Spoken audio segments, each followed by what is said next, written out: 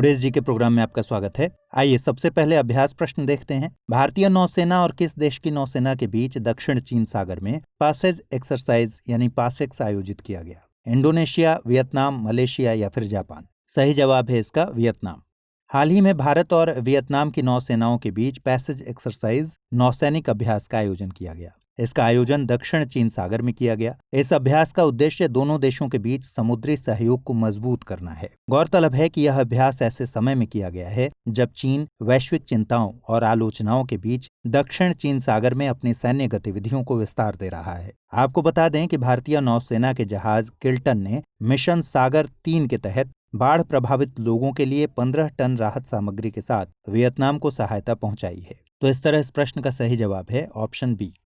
हमारे वीडियो अंग्रेजी में देखने के लिए फॉलो करें हमारा ही दूसरा यूट्यूब चैनल दृष्टि IAS इंग्लिश। अगला सवाल है, हाल ही में प्रतिष्ठित ब्रिटिश पत्रिका न्यू फाइटोलॉजिस्ट में प्रकाशित शब्द BBX11 क्या है? रोबोट, जीन, लिपि या फिर ग्रह? सही जवाब है इसका ऑप्शन बी। हाल ही में प्रतिष्ठित ब्रिटिश पत्रिका न्यू फाइटोलॉजिस्ट में पौधे के BBX11 जीन की शोध की खबर प्रकाशित की गई है। Indian institute of science education and research IISER Bhopal और एक PhD शोध छात्र निखिल अयूब ने जीन BBX11 की पहचान की है। IISER के शोधकर्ताओं ने एक ऐसे जीन की पहचान की है जो पौधों में क्लोरोफिल के संश्लेषण को विनियमित कर उन्हें हरा रहने में मदद करता है। आपको बता दें कि पौधों में क्लोरोफिल का संश्लेषण एक लंबी बहुचरणीय प्रक्रिया है। पौधे द्वारा संश्लेषित प्रोटोक्लोरोफिलाइड की मात्रा को विनियमित करना काफी जरूरी है और BBX11 जीन प्रोटोक्लोरोफिलाइड के स्तरों को विनियमित करने में एक महत्वपूर्ण भूमिका निभाता है। गौरतलब है कि क्लोरोफिल में परिवर्तित होने के लिए आवश्यक है कि प्रोटोक्लोरोफिलाइड की मात्रा उपलब्ध एंजाइमों की संख्या के आनुपातिक हो। तो इस तरह इस प्रश्न का सही जवाब है ऑप्शन बी। अगला सवाल है, निम्नलिखित में से किस देश ने बाल अपराधों से निपटने के लिए कुछ अपराधों के मामलों में उम्र सीमा घटाकर 12 वर्ष कर दी है? मलेशिया, जापान, चीन या फिर संयुक्त राज्य अमेरिका? सही जवाब है ऑप्शन सी, चीन। चीन ने बाल अपराधों से निपटने के लिए कुछ गंभीर अपराधों के मामलों में उम्र सीमा घटाकर 12 वर्ष कर दी है। नए कानून को 1 मार्च से लागू किया जाएगा। इस कानून के तहत 12 से 14 साल का किशोर इरादतन हत्या या इरादतन घायल करने के कारण होने वाली मौत या गंभीर रूप से अशक्तता के लिए जिम्मेदार माना जाएगा। यह संशोधन चीन की संसद नेशनल पीपुल्स कांग्रेस की स्थायी समिति ने पारित किया। नए कानून में उल्लिखित अपराधों के अलावा अन्य अपराध करने वाले 14 साल से कम उम्र के किशोर को आपराधिक दंड से छूट होगी, लेकिन उन्हें सुधारात्मक शिक्षा दी जाएगी। गौरतलब है कि चीन में अभी आपराधिक जवाबदेही की उम्र 16 साल है। दुष्कर्म, डकैती और इरादतन हत्या जैसे गंभीर अपराधों के लिए 14 से 16 साल के किशोरों पर आपराधिक मुकदमा चलाया जाता है। तो इस तरह इस प्रश्न का सही जवाब है ऑप्शन सी। अगला सवाल है, हाल ही में किस विभाग ने झटपट प्रोसेसिंग नामक एक पहल शुरू की है? मौसम विभाग, कृषि विभाग, आयकर विभाग या फिर वित्तीय सेवाएं विभाग? सही जवाब है ऑप्शन सी, आयकर विभाग। हाल ही में आयकर विभाग ने झटपट प्रोसेसिंग नामक एक पहल की शुरुआत की। इसका उद्देश्य करदाताओं के लिए ITR फाइलिंग को आसान और तेज बनाना है। यह पहल उन करदाताओं के लिए है जिनके बैंक खाते प्री वैलिडेटेड हैं और ITR वेरीफाइड है। इसके साथ ही यह जरूरी है कि करदाताओं का कोई बकाया न हो और कोई TDS या चालान बेमेल न हो। आयकर रिटर्न दाखिल करने के लिए अंतिम तिथि 31 दिसंबर 2020 है, जिन्हें ऑडिट की आवश्यकता नहीं है। जिन करदाताओं के लिए ऑडिट की आवश्यकता है, उनके लिए रिटर्न फाइल करने की अंतिम तिथि 31 जनवरी 2021 है। आमतौर पर आयकर रिटर्न फाइल करने की आखिरी तारीख 31 जुलाई होती है, लेकिन इस साल कोविड-19 की वजह से यह समय सीमा दिसंबर तक बढ़ा दी गई है। तो इस तरह इस प्रश्न का सही जवाब है ऑप्शन सी। अगला सवाल है, eastern dedicated freight corridor EDFC के परिचालन नियंत्रण केंद्र का उद्घाटन कहाँ किया जा रहा है? प्रयागराज, जम्मू और कश्मीर, चेन्नई या फिर बेंगलुरु? सही जवाब है इसका ऑप्शन ए, प्रयागराज। हाल ही में प्रधानमंत्री श्री नरेंद्र मोदी वीडियो कॉन्फ्रेंसिंग के जरिए ईस्टर्न डेडिकेटेड फ्रेट कॉरिडोर के new Bhaupur New Khurja section का उद्घाटन करेंगे। साथ ही उद्घाटन कार्यक्रम के दौरान प्रधानमंत्री प्रयागराज में EDFC के परिचालन नियंत्रण केंद्र का भी उद्घाटन करेंगे। EDFC का 351 किलोमीटर लंबा New Bhaupur New Khurja section Uttar Pradesh में स्थित है। यह सेक्शन स्थानीय उद्योगों जैसे एल्यूमिनियम उद्योग कानपुर देहात, डेयरी क्षेत्र औरैया जिला, कपड़ा उत्पादन या ब्लॉक प्रिंटिंग इटावा जिला, कांच के सामान के उद्योग फिरोजाबाद जिला, पॉटरी बुलंदशहर जिले के खुर्जा, हींग उत्पादन हाथरस जिला और ताले व हार्डवेयर अलीगढ़ जिला के लिए नए अवसर खोलेगा। प्रयागराज में स्थापित अत्याधुनिक operation control centre OCC ADFC के पूरे रूट के लिए कमांड सेंटर के रूप में कार्य करेगा। 1856 किलोमीटर लंबा ADFC मार्ग पंजाब के पास साहनेवाल से आरंभ होता है और पंजाब, हरियाणा, उत्तर प्रदेश, बिहार और झारखंड राज्यों से गुजरकर पश्चिम बंगाल के दनकुनी में समाप्त होता है। तो इस तरह इस प्रश्न का सही जवाब है ऑप्शन ए।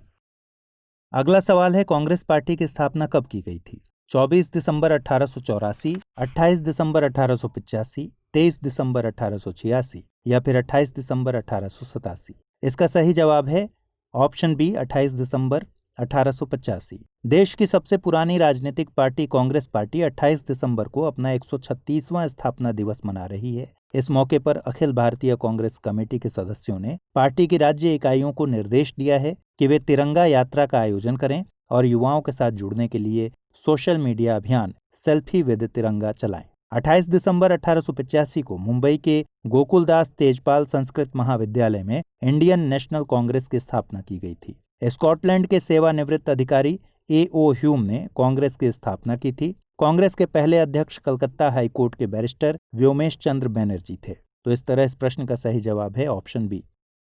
अगला सवाल है, किस देश ने सिविल सोसाइटी ग्रुप को मॉनिटर करने के लिए एक बिल पारित किया है? तुर्की, जापान, मलेशिया या फिर इजराइल? सही जवाब है ऑप्शन ए, तुर्की। हाल ही में तुर्की ने सिविल सोसाइटी ग्रुप को मॉनिटर करने के लिए एक बिल पारित किया है। इस नए कानून से संगठनों और संस्थाओं पर सरकार की निगरानी बढ़ने की संभावना जताई गई है। एमनेस्टी इंटरनेशनल सहित कई मानवाधिकार समूहों के अनुसार नए कानून की वजह से सामाजिक संगठनों की स्वतंत्रता सीमित रह जाएगी। साथ ही मंत्रालय को नए कानून के तहत संस्थाओं की गतिविधियों को रोकने के लिए अदालतों में आवेदन करने की भी शक्ति मिलेगी। आपको बता दें कि अंतर्राष्ट्रीय संगठनों को भी इस कानून में शामिल किया गया है और कानून में उन्हें भी दंडित करने का प्रावधान है। तो इस तरह इस प्रश्न का सही जवाब है तुर्की। अगला सवाल है, हाल ही में किस उत्तर पूर्वी राज्य को प्रधानमंत्री ने इनर लाइन परमिट प्रदान करने की घोषणा की?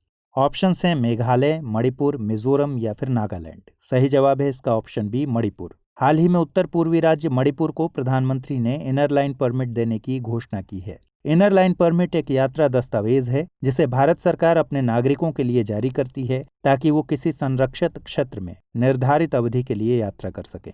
मणिपुर भारत का उत्तर पूर्वी राज्य है जिसकी सीमा उत्तर में नागालैंड, पश्चिम में असम और दक्षिण में मिजोरम से लगती है। गौरतलब है कि मणिपुर की पूर्वी सीमा म्यांमार से लगती है। आपको बता दें कि मणिपुर राज्य के वर्तमान मुख्यमंत्री श्री N. बीरेन सिंह हैं। तो इस तरह इस प्रश्न का सही जवाब हुआ ऑप्शन बी, मणिपुर। अगला सवाल है, कोविड-19 डमी टीकाकरण यानी कोविड-19 डमी वैक्सीनेशन कार्यक्रम भारत के किस या किन राज्यों में किया जाएगा? आंध्र प्रदेश, गुजरात, गुजरात पंजाब, पंजाब असम या फिर उपरोक्त सभी? सही जवाब है ऑप्शन डी, उपरोक्त सभी। कोविड-19 डमी वैक्सीनेशन कार्यक्रम भारत के 4 राज्यों में शुरू किया जाना है। यह देश के इतिहास में सबसे बड़ा सामूहिक टीकाकरण कार्यक्रम होगा जिसे आंध्र प्रदेश, गुजरात, पंजाब और असम से कैरी आउट किया जाना है। इस अभियान का उद्देश्य भारत की वैक्सीन वितरण प्रणाली और अन्य लॉजिस्टिक्स का परीक्षण करना है। इटली, जर्मनी और फ्रांस सहित यूरोपीय देशों ने रविवार को अपने टीकाकरण अभियान को बंद कर दिया है। इसका कारण महाद्वीप के देशों में नए कोरोना वायरस के तनाव के मामलों की पहचान होना है। इस तरह इस प्रश्न का सही जवाब हुआ ऑप्शन डी। अगला सवाल है, देश की 100वीं किसान रेल को किन 2 राज्यों के बीच चलाया जा रहा है? महाराष्ट्र से पश्चिम बंगाल, कश्मीर से कन्याकुमारी, असम से राजस्थान या फिर गुजरात से ओडिशा? सही जवाब है ऑप्शन ए, महाराष्ट्र से पश्चिम बंगाल। हाल ही में प्रधानमंत्री श्री नरेंद्र मोदी ने भारत की 100वीं किसान रेल को लॉन्च किया। यह ट्रेन महाराष्ट्र के संगोला और पश्चिम बंगाल के शालीमार के बीच चलाई जाएगी। किसान रेल की पहली मल्टी कमोडिटी सेवा अगस्त 2020 में शुरू की गई थी। इस सेवा को महाराष्ट्र में देवलाली और बिहार के दानापुर के बीच शुरू किया गया था। इसके लॉन्च के बाद से किसान रेल सेवा ने 27,000 टन कृषि उत्पादों का परिवहन किया है। भारत सरकार ने फलों और सब्जियों के परिवहन पर 50% की सब्सिडी दी है। इस ट्रेन में शिमला मिर्च, फूल गोभी, पत्ता गोभी, मिर्च, ड्रमस्टिक, प्याज जैसी सब्जियों का परिवहन किया जाएगा। आपको बता दें कि किसान रेल का विचार केंद्रीय बजट 2020-21 के दौरान प्रस्तावित किया गया था।